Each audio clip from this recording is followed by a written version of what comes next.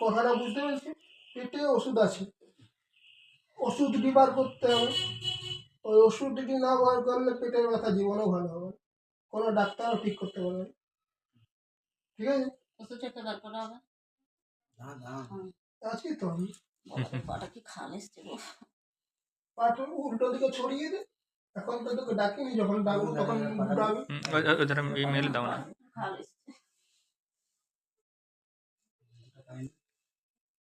তো মোটামুটি এই জিনিসগুলো তোকে বিছনা থেকে মোটামুটি উঠতে দেবে না।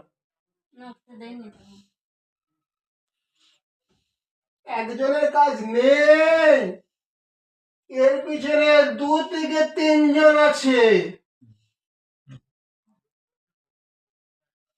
2 থেকে 3 জন একার দ্বারাই তোকে ফেলে রাখা সম্ভব হবে না। ঠিক আছে? কেননা তুই যাই হোক তাই হোক, তুই একটু ঠাকুর মানিস, একটু হলেও মানিস, একটু হলেও মানিস, পুরোটা না মানলেও একটু হলেও মানবি। ঠিক আছে? তাহলে সেই ক্ষেত্রে তোকে একার দ্বারা ফেলাটা সম্ভব হবে না। পারেনি বলে আমাকে, পারেনি, কিছুতেই পারেনি।